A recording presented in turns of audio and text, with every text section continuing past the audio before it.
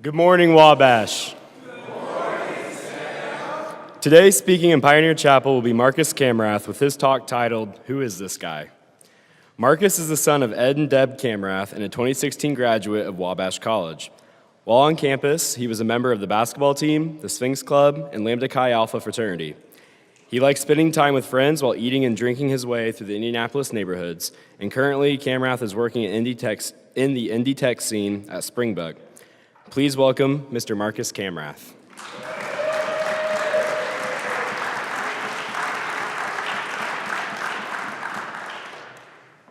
Good morning, Wabash. Good morning, Marcus.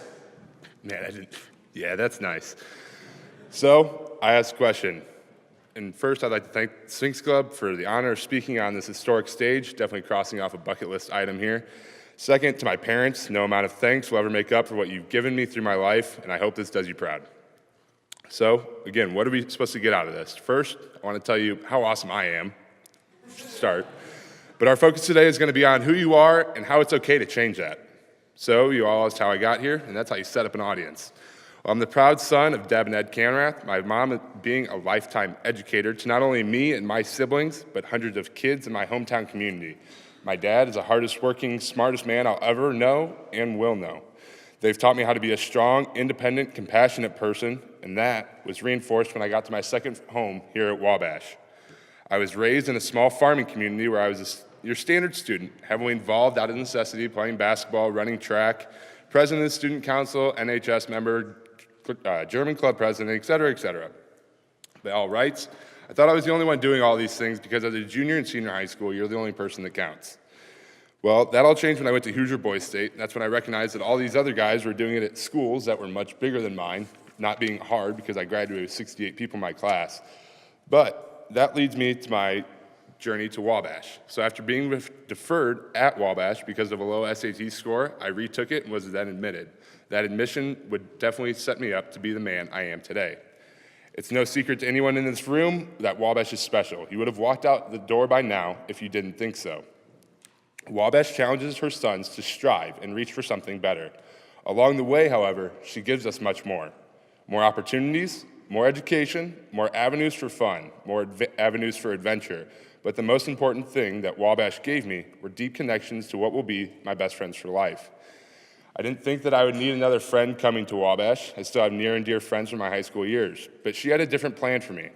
Through my fraternity, Lambda Chi, to my basketball teammates, and anyone on the mall second semester my senior year that wanted a cold German soda at around noon on a Friday, you knew where to find me. Wabash created an environment that allowed me to find out who I really was. My name is Marcus Kammrath. I'm a 6'9" oddball. I got a big soft spot for good company and round tables with friends. I love good food and treat myself to it way too often. I know that my favorite beer is free, but my second favorite beer is one that you get catching up with a friend. I found out who I am for now. And for that, I thank our alma mater, even if I don't know that song still. So what do I want to be? Where do I want to be? What will I want to be able to look back and smile about? Whenever I get this question, I'm able to defer to those a little bit more seasoned than myself.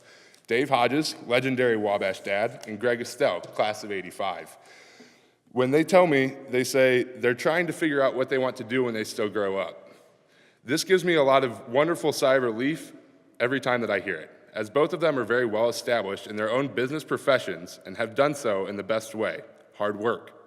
It's always wonderful when people think you're smart, you're witty, or you're fun to be around and the like, but I'm a firm believer that if people can't trust you to work hard and be nice to people, then they won't trust you to work, period. Working hard will lead you to more in your days than anything, especially early in your career. You'll be accountable according to your bosses and managers, and you'll be pulling the sled for your coworkers and hopefully pulling them to new heights and taking them with you. I've certainly been guilty of not heeding these words in my life. I saw Brummett in the back choking on a laugh when I said that I worked hard, because he knows better from my off-season summers that the 24s that I was doing usually didn't involve sideline sprints, but was more diesel and the fine folks at Southside. So my question becomes, who are you? Getting to be one of the last speakers this semester, I had the distinct pleasure of researching this year's greatest hits from Chapel Talk. I enjoyed when Dr. Pittard pushed you to identify a walk-up or theme song for your life. So I did, and I've got mine. It's Hooked on a Feeling by Blue Swede. I won't bore you with singing it or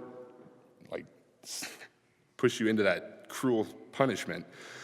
But that's my Friday post-work walkout song. Gets me happy. I start to click my heels on the way out the door, knowing that I left it all in the office for that week. In that speech, Dr. Pittard also challenged you to not see obstacles, but rather focus on them as opportunities. I'd like you to be the one recent grad to also remind you to read enough of the EQ assignments. You'll be much better for doing it, I promise. But this is a great way to start thinking about who you are. So gentlemen, that's my challenge to you. Find out who you are, who you like, who you love, what defines you, and not in this superficial way that you're gonna put onto your LinkedIn profile, but what gets you genuinely excited. This isn't definite and it should change, but your ability to see everything doesn't have to. These fleeting years, you get to have the most freedom of all time. You can go to a talk on African art in the colonial period and experience something you would have never batted an eye at. If someone asks why you're going, you don't have to have a good reason other than, I felt like it. So it's genuinely that simple. I would and frequently do tell prospective students at 18 years old, picking the right college for you is the most selfish decision you get to make. So it doesn't impact anyone but you and your future, so make it a good one. In the same vein, doing what you want right now typically will only impact you. Make sure you're taking pride in those decisions. With that understanding, don't be afraid to go out and open yourself to ideas you never thought you'd have. Push yourself in a course or go find someone who isn't in your circle and actually talk to them. Listen to it and be happier for the opportunity. One of my favorite things that happened to me in my first position out of college is a coworker said, quote, "I never expected you to be as liberal and left-leaning as you are." And at first, I was a bit taken aback and somewhat offended by this statement. Then they went on to explain why they thought this, saying, well, you grew up in a small town, you went to an all-male college, and you're working in trucking and transportation. After that, I went, okay, I get kind of where you're coming from there. So knowing that, I guess, I broke a mold of what that person might have identified as someone belonging to our group. But it was only through experiencing different things in and outside of the classroom here that I had developed into what I am today. By no means is my way of thinking right, but as I'm sure all of you know, there's no mold for Wabash men. We're an awesome bunch, and everything has exciting stories to tell, even if they don't think so.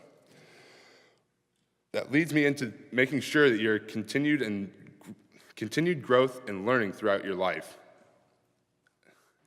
I fell back to Dr. Nelson, who is the resident Ron Swanson of Wabash College, who did an excellent job this semester of describing how to be a lifelong learner, eater, and sampler of the fine things in life, even if I still turn down that artichoke. Be curious and it will get you far, but make them tell you no and it will get you further. In both of my interviews for positions I've held after Wabash, I said to the interviewer, I studied political science at Wabash, but what I did is learn how to learn. I went from transportation and logistics to insurance and healthcare tech company in Indianapolis. By no means was it simple, and I've had to, again, work hard and be nice to people in order to get where I am. But you started strong by choosing Wabash as a place to learn how to learn and continue to do so for the rest of your life. That is invaluable and will serve you well for whatever life throws at you. Again, it's a constant evolution, and I'm still trying to find out who I want to be when I grow up. I've been rejected 10 times in the last 3 years from positions that I thought would take me to a different level of life and a different place where I wanted to be. One company did it twice, but that's not something that you can allow to stop you from striving and reaching. I'm not the 6 a.m. grinder or the duck. I'm not going to tell you, let's go get this bread, because you have to go smell the roses sometimes. But pushing yourself in that constant evolution of who you are is the most important piece of growing personally and professionally. I didn't think I was going to do this speech at 24 years old and 3 years of professional experience. I didn't really know what I was going to talk about, but I started to take into account the times that I had been told no, and I had made someone tell me no, and it helped me to push and go to do this. It doesn't have to be rainbows and sunshine, but your ability to continue on is of the utmost importance. So that's it, gentlemen. That's who this guy is. Now go and find out who you are. Work hard, be nice, and make them tell you no. If you never ask, you'll never find out how wonderful and great this world can be. As so often we say here, it won't be easy, but it will be worth it. And finding out who you are is the first step to making it worth it. Thank you, Wabash.